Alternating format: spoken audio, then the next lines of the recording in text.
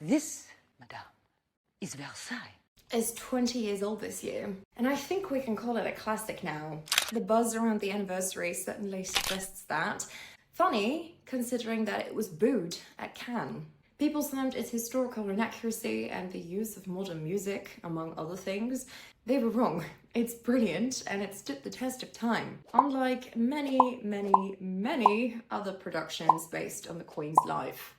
But what makes it so amazing? Well, first off, the movie's stunning pastel color palette, hyper-feminine aesthetic, brilliant costuming, and genius eye for detail makes every scene look a tad like a cupcake. Secondly, while critiqued in 2006, the choice to add modern music works with the overall message of the movie. She was just a girl. The high school two cliques that don't like each other. The movie largely leaves out political themes.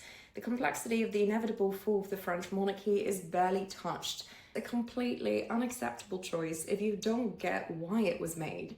In 2006, we had only ever seen portrayals of the Queen as a big spender villain. Coppola gives us a teen bride who's naive and isolated. The latter in a palace so extravagant, it's a character itself. Many scenes are shot at the actual Chateau de Versailles, and the movie temporarily brings the frivolic history of these walls back to life.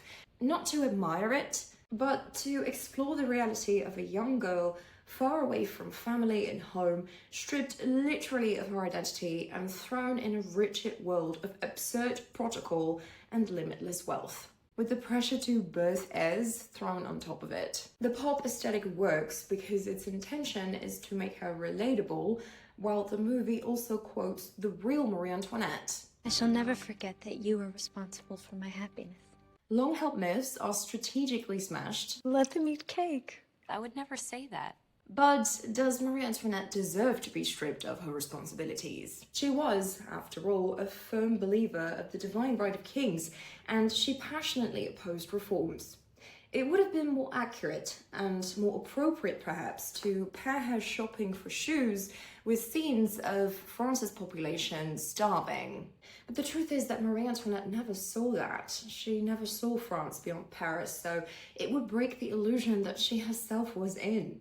And perhaps for a historical character so villainized and blamed beyond reason for the state of a country she at no point factually ruled herself, this movie honors a puzzle piece of her story in a way that historical women sadly rarely get.